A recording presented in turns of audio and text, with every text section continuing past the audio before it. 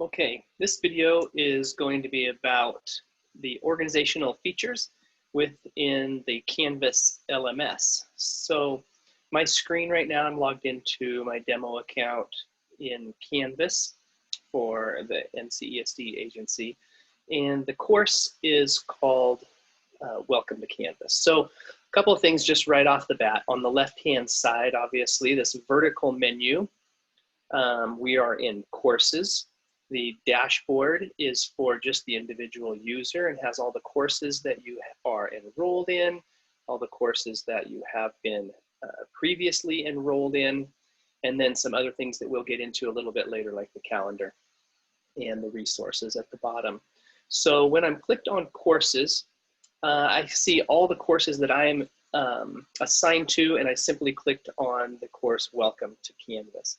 When I'm inside a course as a teacher, I have edit capabilities. And so this left-hand menu right here that starts with home, and we'll work our way through most of this as we watch these videos. But the home screen is what the students are going to see. And the home screen is assigned right over here on the right-hand side in another menu that has some buttons that are available only to the teacher. So first piece about organization is choose your home page. When you click on choose your home page, you can manually assign what you would like it to look like. So if I wanted to choose my course modules and save that, you can see that when I'm on the home screen right here, I come to the modules. The student view is exactly the same as this. I want my home page to be my front page, which is Welcome to Canvas. So I choose front page and hit save, and my home screen is now activated. Okay, a couple other things as we just look at the organizational content. The menu on the side shows everything in the teacher view. However, you can turn on and off what you would like the students to see. So everything here with the eyeball is disabled. Without the eyeball is enabled. So to do that, we need to go to the settings of the course. So if we scroll down to the bottom of this secondary menu, right? I'm in courses still. At the very bottom is settings. So inside settings are all the settings for your course of how your course looks and the options that the students have. So course details, pretty self-explanatory. The sections of the course are where this is where you can add new sections, but navigation is kind of where we're headed. So here you can see the menu items that I want to be visible in the course navigation for my students. As I scroll down just a little bit, this top table are the menu items that are shown to my students. The bottom are the ones that are hidden. I can simply drag and drop if I want to move Zoom production to be invisible or hidden. I would drag it down to the bottom and drop it. Move it back up. I would do the same thing. And now it is visible again. I can also click on the three dots and choose disable as well as move. But this is pretty intuitive. As you saw, I can just drag and drop menu items from the front to the bottom. So I just want to switch to the student view real quick so you can see that. Notice there will be no assignments, grades, people, etc. when I switch to the student view. On the right-hand side of when you're logged in as a teacher, you're the teacher of a course, you have a student view button. I can click the student view, and the same tab in my browser switches over to let me see what my teacher or what my students will see.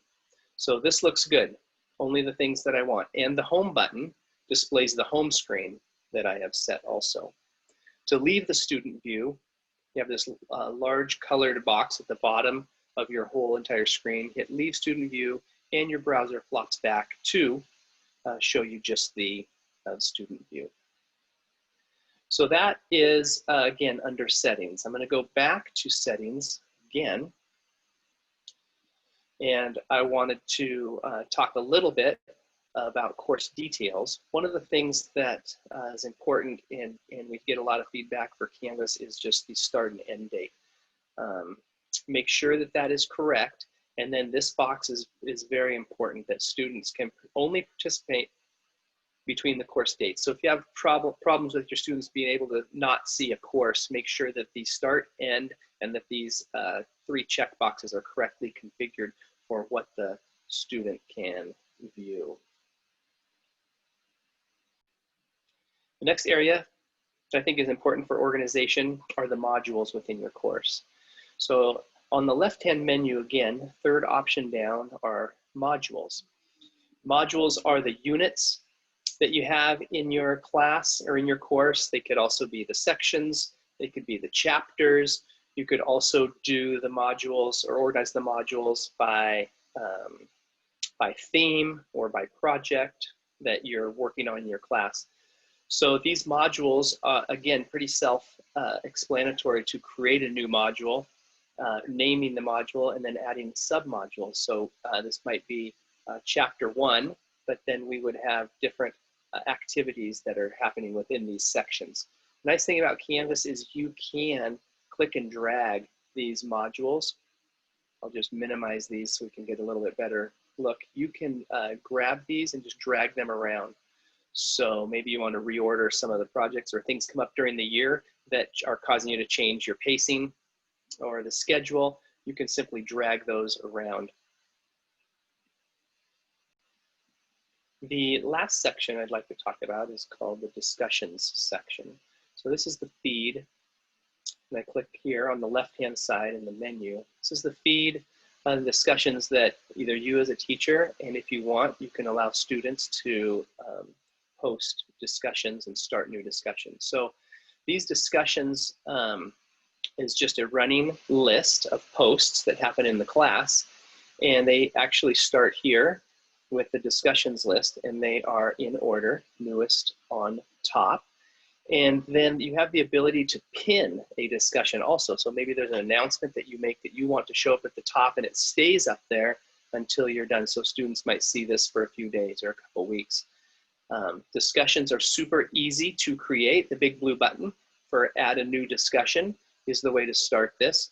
And then, for example, if you have a discussion thread that you would like to pin on that specific discussion, you would choose pin, and it moves it to the pinned section. And that allows it to stay at the top of the discussion thread. So I'm going to unpin that. Simply click the 3 dots on that discussion thread, choose unpin, and it moves it back to the bottom. So a couple things with discussions. In the teacher view, when you choose the settings, the gear in the top right-hand corner of the discussion thread, it has the settings for you to control how your students can respond to the discussions, whether they can post or not, and then how they can edit, delete, and attach things to that. So what does this look like in the student view? We come back over to our home button. That gives us the far right-hand menu. When I choose student view, my browser switches over and I can see what this looks like from a student. I choose discussions, and you can see the 3 pinned discussions that are always at the top, and then the other discussion threads that happen and are ordered newest on the top.